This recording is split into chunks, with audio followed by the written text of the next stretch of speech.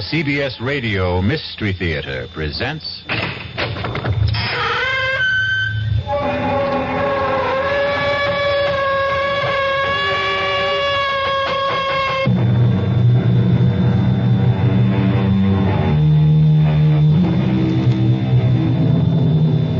Come in. Welcome. I'm E.G. Marshall. Welcome to the sound of suspense, to the fear you can hear, to the world of terrifying imagination. They say, hell hath no fury like a woman scorned. And perhaps it's true. But the question is, how long can that fury endure? How long can the passions burn? Well, Miss Charity Youngblood was left waiting at the church some 200 years ago, and she still isn't over it. Sheriff's Office, Deputy Palmer speaking. Sheriff, there's someone who wants to murder me. Yes, sir. Your name, sir? Well, is that important? Yes, sir, it is. Well, I hesitate to give you my name because you might think I'm unbalanced. Now, why would I think that? Because of the peculiar circumstances involved. Why don't you let me be the judge of that? Well, this young lady wants to kill me, and she's armed. Well, what's her name? Well, I wouldn't want her to get into trouble. What? She doesn't look like a killer, and besides, I can't prove it. It's just that I know it. Now, sir, calm yourself and tell me, why does she want to kill you? Because I broke our engagement. All right, it's possible. Now, when did you break that engagement? Oh, about 200 years ago.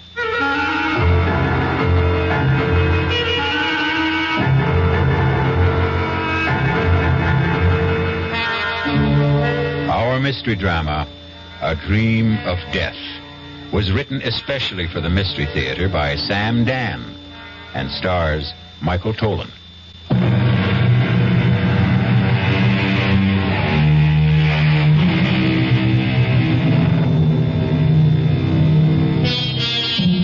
Sometimes a few notes of an incomplete melody may steal through your head.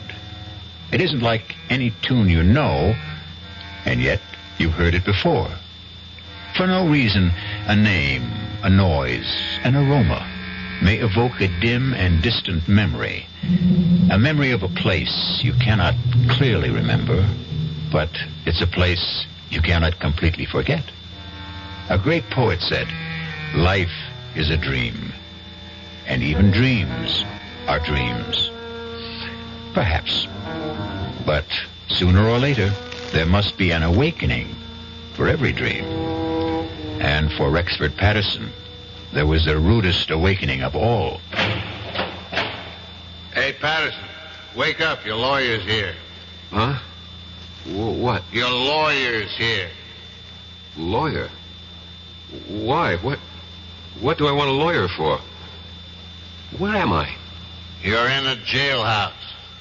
Jailhouse? How did I get... I demand to see a lawyer. Mister, no sooner said than done. He's all yours, Counselor. All right, Sheriff, if you would leave us. Bang on the door when you want out, Counselor. Who are you? Why am I in here? My name is Peter Evans. I'm an attorney. I was retained by the university on your behalf. Why do I need a lawyer? Why? Well, you're going to be tried for murder. Who is? You are. But that's impossible. You don't remember? Murder? Murder. No. Well, according to the sheriff, you were found unconscious on the floor of your study, and she'd been shot. Who? Your fiancée. Charity? I killed Charity? No. Madeline Betty, your fiancée, Madeline Betty Powers. Who's Charity? Charity Youngblood. She was my fiancée. You had two of them? Look, we know you were engaged to Madeline Betty Powers. Now you say you were also engaged to a Miss Charity Youngblood? Yes. Well, what happened to that engagement? I broke it. Was the parting amicable? No. How did Miss Youngblood take it? She was hurt, angry. She was violent. What do you mean, violent? She swore she would make me regret it. She swore she would have a revenge.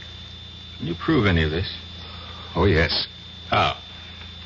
I have it in writing. Well, now, this may throw a new light on the case. When did you break your engagement to Miss Youngblood? When? About 200 years ago. Good. You see, if we can produce written evidence... When did you say you broke this engagement? I was killed at the Battle of Monmouth in 78. And 3 years before that would be, the early spring of 1775. Allow me to suggest the only plea that will save you. Insanity. No, I will insist that we plead the truth. Well, what is the truth? Self-defense. I killed Charity Youngblood in self-defense. All right. Look. Now, you may have killed Miss Youngblood in self-defense 200 years ago, but it's over. It's gone. It's done with. Nobody wants you for that. You're going to be tried for the murder of Madeline Betty Powers. Exactly. Charity Youngblood is Madeline Betty Powers. Professor Patterson. You're my attorney. I have to tell you the truth. But I can't believe it. But I can prove it. Look, go to my apartment. In the middle drawer of my desk, there's a book. An old book, an old leather notebook. Bring it here. You'll see. You'll see for yourself. Proof.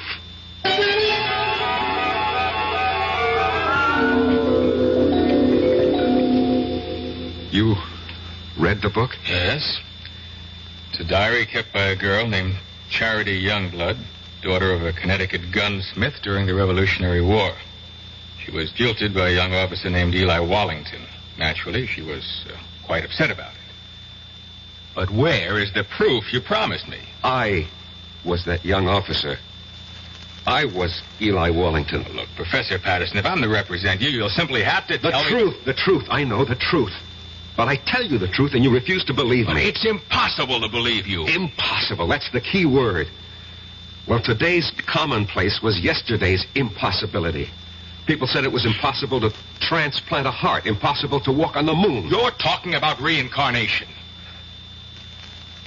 Last summer, I stopped at an antique shop in central Connecticut. Heaped high on a counter was a pile of old pictures, letters, books. I picked up that little notebook, the one you're now holding. I read that name, that hand-lettered name, Charity Youngblood.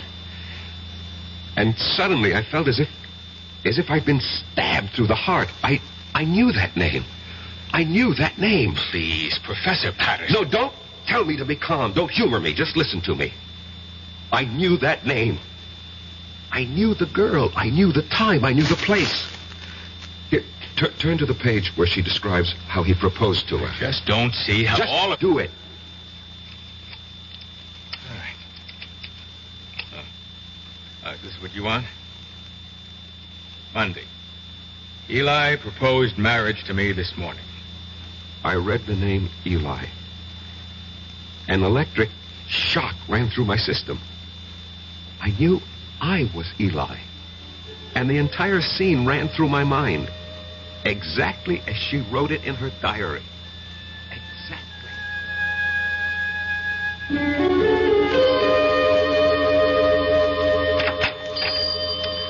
Good morning, Charity. Oh, it's the high and mighty Lieutenant Eli Wallington. Come to see my father? Well, that pistol of yours isn't ready. I've come to see you, Charity. I've been foolish. It doesn't interest me. Charity, I love you. Oh, yes, you love me. Believe me. Oh, I believe you.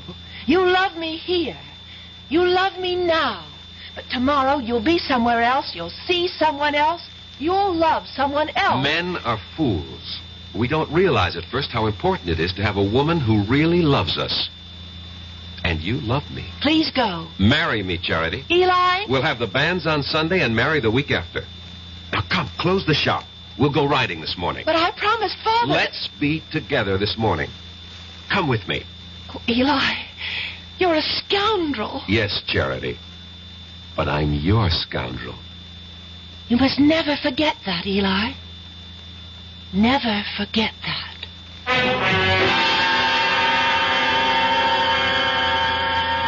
What are you trying to tell me, Professor Patterson? Don't you see, as Eli Wallington, I had lived through that scene. I knew how I felt. I loved her. How do you know you were Eli Wallington? How do we know you're Peter Evans? You just know, that's all. None of this is proof in a court of law. You can read in her diary. Yes, Sunday. This morning, the banns were read in the church. But Eli never married her. Do you know why? Because Charity was right. The very next week, Eli was somewhere else. He saw someone else. He loved someone else. He never saw Charity again. And 3 years later, he was dead at Monmouth. Turn to Charity's diary. See what she wrote when she heard the news of Eli's death. Here's the evidence you need to defend me in court. Read it. All right. Now, Friday. This morning, the Reverend Fallowfield came into the shop with news.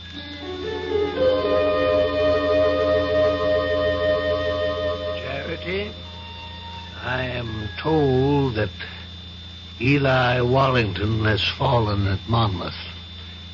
I thought you might wish to know. Thank you, Reverend. He died bravely for his country. And I hope you can find it in your heart to forgive him. I will not forgive him. Charity. On that Sunday, that awful Sunday, I swore I'd kill him. But the boy is already dead. He'll live again. I'll live again. I'll find him and kill him. Give up this frightful hatred before it destroys you. He won't escape. If only I could help you, Charity. No one can help me. And no one can help Eli. Somewhere, somehow, someday, I'll have my revenge.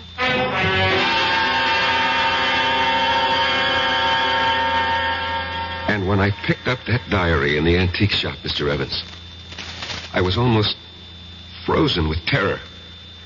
I knew I had come back. Why shouldn't she? But you know something? After a while, I began to laugh at myself. Why? Well, for the same reason you're probably laughing at me. After all, we live in the modern, rational 20th century. Every night, I'd sit alone at home and wait for Charity to come and kill me. And nothing happened. She didn't show up. No. And you can't maintain an emotional pitch forever. And so soon, I stopped thinking about it. And then one afternoon, I was sitting in my study. Come in, it's not locked. Good afternoon, Professor Patterson. Yes. Let me see, you're Miss... Powers. Madeline Betty Powers. I'm scheduled for a conference at exactly 1500 hours. 1500 hours? 3 p.m. We use this terminology at the engineering school. Oh, I see. You're an engineering major, Miss Powers? Have you any objections? Oh, no, certainly not. Professor, I require 3 credits in the humanities for my degree. I chose your American history course. I am flattered. It was the only one open. You shouldn't have said that. Oh, I have no interest in the dead past, only in the dynamic present. How can I survive your course? First, show up for class, occasionally. Second, don't snore too loudly at my lectures. Third, write me a term paper. On what subject? Oh, any subject related to the Revolutionary War. I know what I'll do. I'll write a novel. Miss Powers, what are you saying? Yes, a novel. A novel about a girl. But, Miss Powers, you ask for an easy way out. A novel is the most difficult project. You know what gave me the idea for it, Professor? This antique pistol on your desk. What? Broken down, rusty old relic? It just came to me by just looking at it. I'll write about a girl whose father was a gunsmith. What did you say? In one of the 13 colonies, Connecticut. But, Miss Powers, do you know anything about Connecticut during the Revolution? No, I'll make it up. After all, it's a novel. Have you ever been to Connecticut? No, never in my life. Now, the girl, the heroine of my novel, will be beautiful, sexy. I can see her. I can just see what she looks like. And her name, I even know her name. What is it? I think I have a good one. Her name... No, don't tell me. Write it down on a piece of paper. But don't let me see what you're writing. But why? Please do as I ask, Miss Powers. All right. You've written her name? Yes, Professor. Her name is Charity. Charity Youngblood. Professor Patterson, how did you know?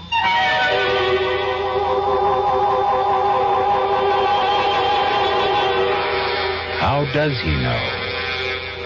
Funny how these things work out, no?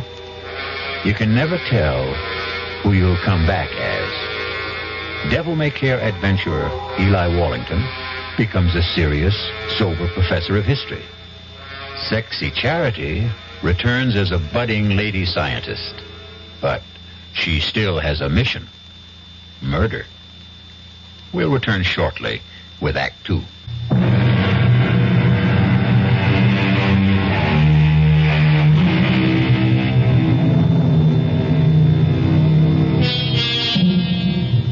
Professor Patterson, a quiet teacher of history, is in jail, accused of killing his fiancée. He doesn't deny it. What he's desperately trying to prove is that he killed the one he had 200 years ago. Where, Miss Powers, have you heard that name, Charity Youngblood, before? Nowhere. I made it up. You made it up? Well, Charity sounds like a name a girl might have had 200 years ago.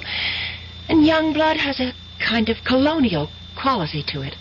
Charity Youngblood. It just sort of popped into my head. And everything just came to you? The whole idea for the novel?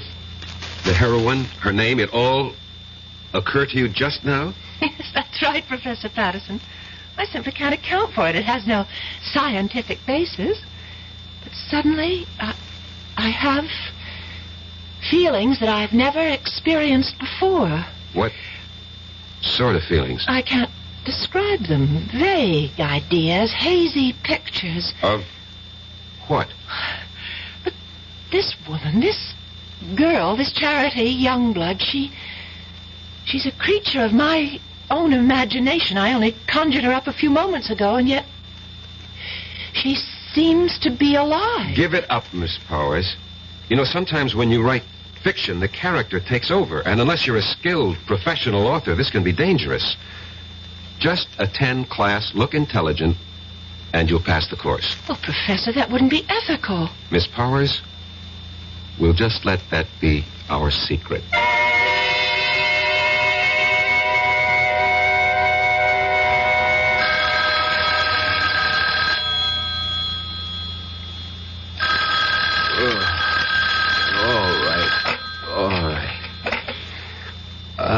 Hello.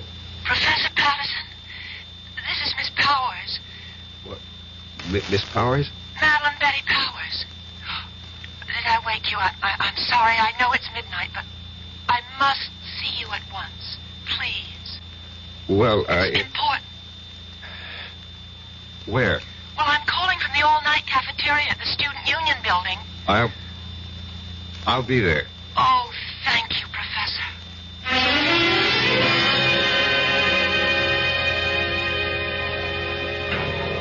I had to see you.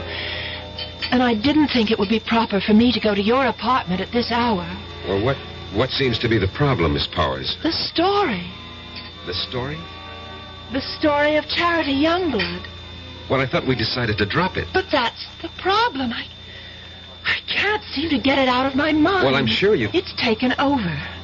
I can't think of anything else. Well, I'm obsessed by it. This girl, Charity Youngblood. I know her so well, I sometimes think... No, you'll laugh. No, tell me. Sometimes think she's me. Well, of course she's you. What are you saying? Well, when you write fiction, every character has to be yourself in one form or another. No, it's more than that. It's a feeling in my bones. I seem to have an urge to do something. What? I don't know. But I keep writing. Now, I've written 20 pages so far, and most of the time it doesn't even seem that I'm the one who's doing the writing. I get the feeling that I'm just holding the pen, and my hand is being guided. I'd like you to read what I've written so far.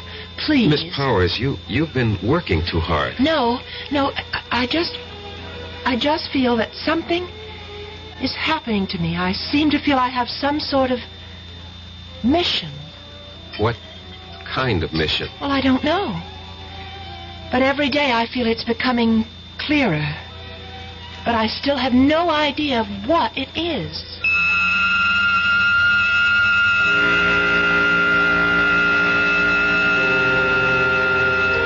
And every day, Mr. Evans, she would hand me a chapter of her novel. And that novel will win me acquittal in court. Why? Because each chapter is word for word a day in Charity Youngblood's original diary. In Madeline Betty's own handwriting. Where's that novel now? In my desk. I did everything I could to get her to stop writing, hoping that somehow I could get her mind off it. But of course that was useless. After all, if she really was Charity Youngblood, and there was no doubt in my mind about it, nothing would stop her from finding it out. And every day she was getting closer. Not just to Charity, but to me. Professor, I decided to give Charity a love interest. We're about to have the war, and I've created a young cavalry officer of the Connecticut Brigade. I have a name for him. Eli Wallington.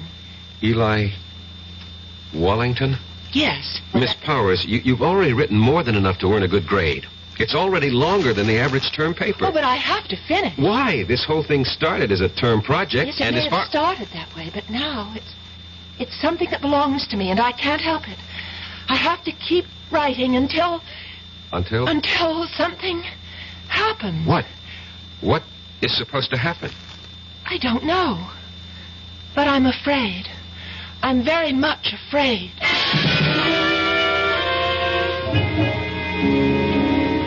I was afraid too, Mr. Evans.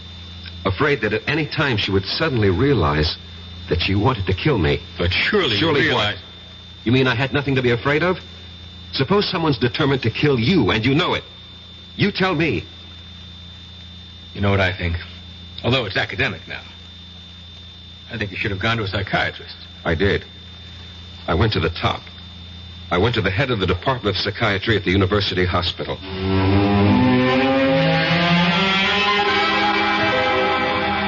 All right. Now, let us see if we can delve into the core of these hallucinations. No, let's not, Dr. Laufer. You see, these are not hallucinations. No? No. These are matters of fact. I know them to be true. You're talking about reincarnation. Yes. And you obviously don't believe in it. That's hardly the point. It may exist, for all I know. However, if it does, then we have no way of knowing who we were in a past lifetime. Perhaps we had no way of knowing. Perhaps today, with heightened powers of communication, perhaps our modern scientific technology has upset certain natural balances. Whatever. The fact is, I know. If you know, you know. What do you want me to do? Suggest a way I can live with it. I'm afraid I don't understand. Look, if a man was an alcoholic or a drug addict or a gambler, and he said to you, this is what's wrong with me, how do I live with it? What would you tell him? You are oversimplifying. I am I'll coin the word. Reincarnate. How do I live with it? Especially since my life is in danger. Very well. Why is your life in danger? I told you. Charity Youngblood wants her revenge. And she's here in the person of Madeline Betty Powers to exact it. Don't you see what you must do? No. This is all within the framework you yourself have created. If you remove the motive, you can prevent the crime. I still don't know what you If mean. she wants to kill you because you jilted her, well, all you have to do is give her satisfaction. How? Marry her. Marry her? Marry Madeline Betty? She's hardly my type. You're 32 years old. You're not married. Are you going with anyone? No. But marry her? How do I know she'll have me? Were you once Eli Wallington? Yes. Was she once Charity Youngblood? Yes. She'll have you.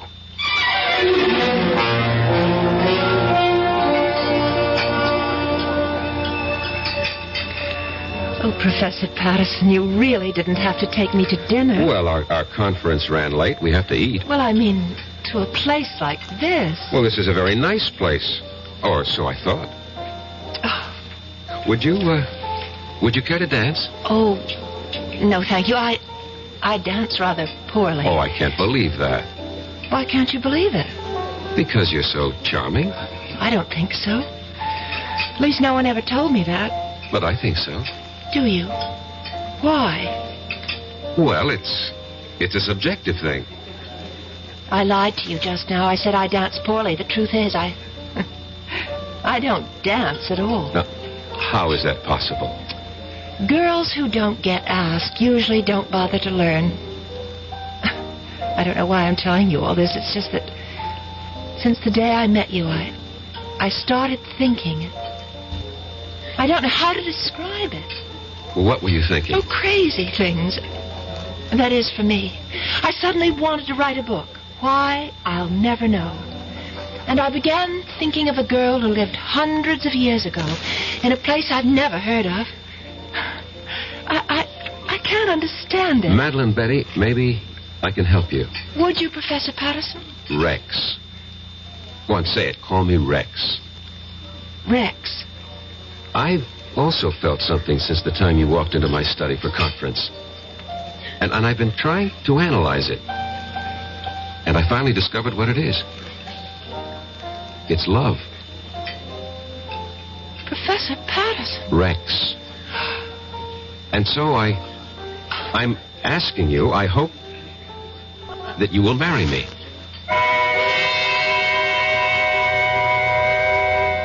If you're going along with what Rex believes, they're playing the scene again. Rex and Madeline Betty have now reached the point where Eli proposed to Charity. Charity said yes, but will Madeline Betty? Yes or no will be the first word you will hear when we return shortly with Act 3.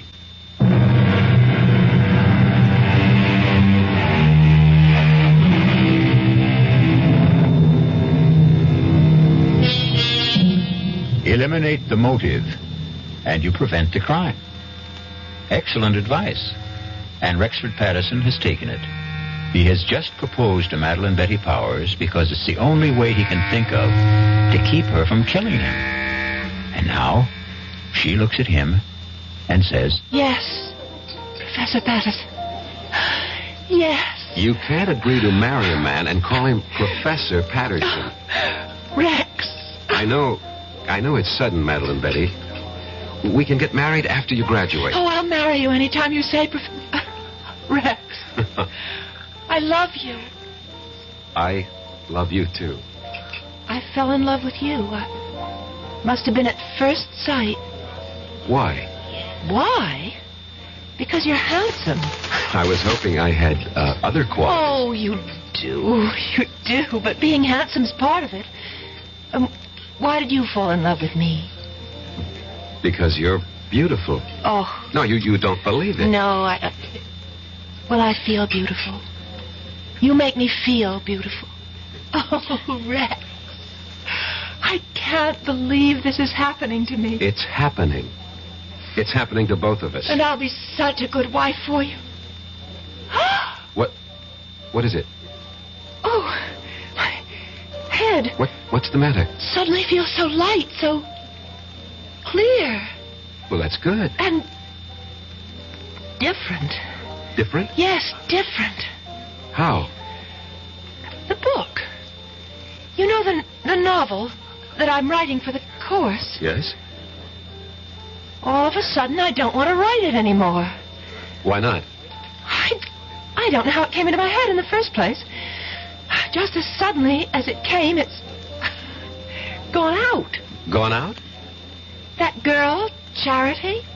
Oh, yes, Charity, the heroine of your book. Yes, that's her name?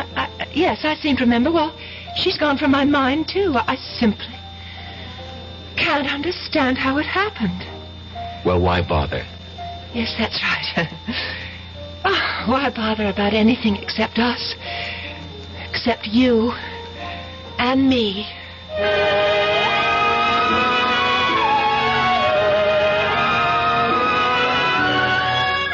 So you proposed to a professor and you were accepted. She seemed happy. Apparently you were reconciled. What was the problem? The problem was, Mr. Evans, I didn't really love her. Just as Eli didn't really love Charity. But within the theory you'd set up... Don't call it a theory. It's a fact. Oh, whatever, but this is what you had to do. You had to marry the girl. And I tried hard. But she made it impossible. She was... What did she do? Nothing, really. She was just so grateful to me. You pay attention to a wallflower, and what you create for yourself is a clinging vine. A vine that can strangle and suffocate you.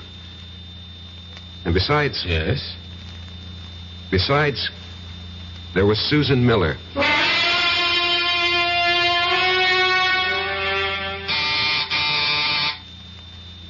Come in, Madeline Betty. I'm not Madeline Betty, but I came in anyhow. Well, how do you do? Professor Patterson? Yes? I'm Susan Miller, of the English department. You're new here. Oh, I received my teaching appointment last week. Early American Lit. A favorite field of mine. Well, that's the scoop on campus. Anything early American, see Rex Patterson. I just thought we'd chat. Fix you a drink? A soft one. Naturally. Diet, if you have it. I'm watching my weight. Why? I think it's most attractive the way it is. Well, if you think so, I'll keep it that way. Did you know that General Burgoyne wrote a play? Yes, it was called Maid of the Oaks. And it was produced in New York during the Revolution. Yes, and I'll tell you who was in the cast.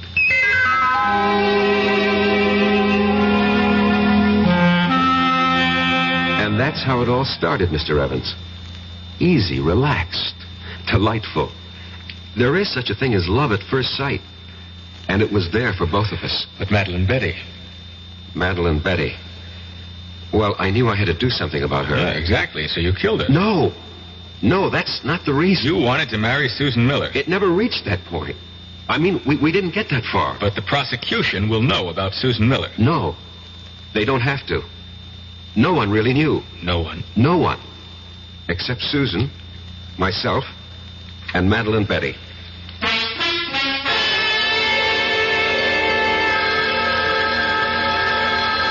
Get it. Hello? Hello? Is Rex, Professor Patterson there? Oh, who's calling? This is Susan. Miss Susan Miller. Rex is for you, Miss Susan Miller. Oh, thank you, Madeline. Yes, Susan? Rex, how about a drive in the country? I have considerable work to do. But I thought you had nothing to do all weekend. So did I, but, I have this research project. I see. Did your project answer the phone? No. No, it's nothing like that. Well, maybe we can get together tomorrow. Sure thing. Goodbye. Bye. And who is Susan Miller? She teaches here. I'll bet. What does she teach? English. You could look it up in the catalog. I'm sorry. I'm so jealous. Forgive me. You're forgiven. I I just can't believe my good luck, that's all. Rex, you said you'd marry me any time I chose. Well, yes. Well, I choose now. Now? Well, next month. I want Mother and Dad and my sisters, and I have some cousins. I'd like to see the looks on their faces. The first Sunday next month. That's almost 4 weeks from now. Is that all right? Well, You haven't changed your mind, have you? But I had changed my mind, Doctor. I see. I wish I knew what doctors meant when they say, I see. Patterson, you are the one who set up the ground rules. You said she was Charity Youngblood, reincarnated to have her revenge. I know. I know. And using that, I suggested marriage. It was your only chance. I realize that, but you see, I really don't believe that anymore. You don't? I should have listened to you when you called it an hallucination. You agree with that now? I think I do. What caused this radical change? I'm in love. With whom? A woman. A woman? Yes, a woman. Not a girl, not an immature, neurotic girl, but a woman. A woman who is beautiful, intelligent, who has everything in common with me, who has something to offer me, just as I have something to offer her. And what of Madeline Betty or Charity Youngblood? Charity Youngblood was an adolescent delusion. You're hardly an adolescent. In many respects, I was. I fell in love with the idea of Charity Youngblood, this voluptuous creature, but... Yes. You grow up when you meet a real woman. As I said before, you're hardly a boy. It takes some of us longer than others. And Madeline Betty? What of her? She'll have to grow up, too. Somehow, all this, it doesn't seem fair to her. Life itself is unfair, Doctor. You make everything seem very neat. Somehow, I don't think you'll be able to unwrap the package as easily as you think. But why? Why? I told you, Madeline Betty. I told But you. you said you loved me. I thought I did. No. Oh, please, Madeline Betty, don't make this difficult for both of us. Oh, Rex, please, marry me. No, it wouldn't be right. I told everyone, my parents, my sister, my friends. Oh, Rex, what can I tell them now? Would you want us to live a lie? I don't care. Rex, why did you do this to me? These things happen. You loved because I was here. You went somewhere else. You saw someone else. Now you love someone else. What do you say? I don't know what I'm saying. Look, you'll find someone else, too. I'm sorry, Rex. I've been speaking to you like a fool. You want to break our engagement? Only because it would be best for both of us. For whatever reason. I won't stand in your way. Excuse me. Hello? Rex? Could you... She doesn't have to call back. I'm leaving. But before I go, Rex, I'd like to have a memento of us. I'll leave you what I wrote about Charity Youngblood, and, could I have... Anything, Madeline Betty. That Anything. pistol, that old broken antique pistol? Well, certainly, of course.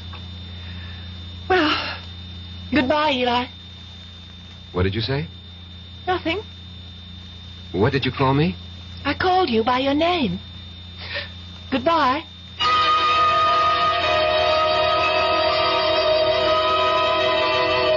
That night, Mr. Evans, she left the college. Her roommate called me and said Madeline Betty had disappeared. Didn't you feel that perhaps you should investigate? No. Well, to tell you the truth, I felt relieved. I thought she was embarrassed and had decided to go somewhere, and I forgot all about her. You forgot? How could you forget? Maybe I wanted to forget. Anyway, about a week later, I came home. It was late at night.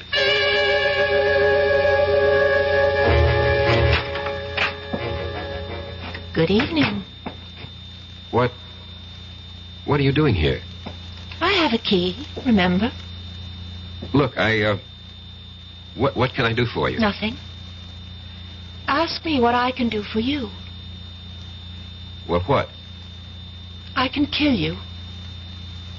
What do you say? Yes. I can kill you very easily. And I'm going to. Madeline Betty, Who are you talking to? My name is Charity. Charity? Yes, Eli. Charity. Remember Charity? No, you're Madeline It's Betty. taken me such a long time to find you, Eli. Such a long time. Listen to me. I'm not Eli. I'm Rex Patterson, and you're not Charity. You're Madeline Betty Powers. Sweet talk, Eli. You always could do it, but it doesn't go with me anymore. Look, Madeline Betty, I'll have to ask you to leave. Oh, I will. After I kill you. No, you can't kill me. I can. With this. What are you talking about? With that rusty old antique pistol? No, not anymore. I brought it home to Father, to Isaiah Youngblood's gun shop, and I said, Father, fix this pistol. And he did, you see, how he cleaned it and oiled it. See how it shines now. Madeline Don't Betty. move any closer. Not one step closer. See how it sparkles. He gave it a new flammer and a fresh flint, fitted a new flash pan, and then primed it. Poured in the powder, rammed home the ball, and now it's ready to fire. Charity? No. No. Get away from me. Take your hands off. No. Get away from Drop me. it. Let go of me, Eli. Charity, drop it.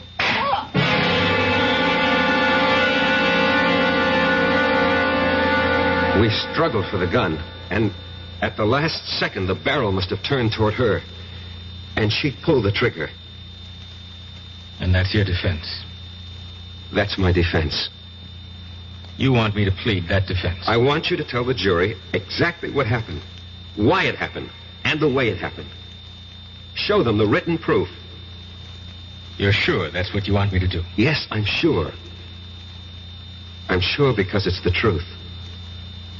Well, I hope the jury buys it. Would you have bought Professor Patterson's story? You would. A pity you weren't on the jury. Because 12 good men and true, actually 6 of them were women, deliberated for a full week and decided that Rex would have to pay the price. Not just the price for Madeline Betty, but also, as it turned out, the price for Charity. I'll be back shortly.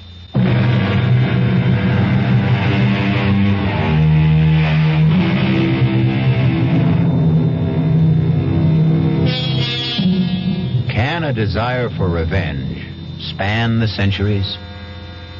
Not a comforting thought, exactly. It's all most of us can do to hew to the straight and narrow during one lifetime. If we're going to have to pay for the sins of other incarnations and existences, well, who has the price?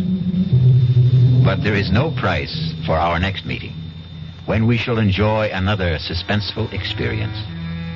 Our cast included Michael Tolan, Marion Seldes, E.V. Juster, Ira Lewis, and Robert Dryden. The entire production was under the direction of Hyman Brown. And now, a preview of our next tale. The answer's still the same. No dog, no baby. Just be happy with these dumb plants. They're bad enough. Taking up the whole bloody windows. I hate you. Yeah, look, I'll let you keep them. I hate you.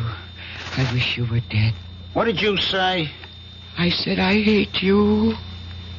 I wish you were dead. Did you really say... Hey, what? Hey, what's this? The bloody plants are on my neck. Hey, Barbara, they're all around me. They're choking me. I can't get them off. Hey, Barbara, they're too strong. Barbara, don't stand there. Get them off. No.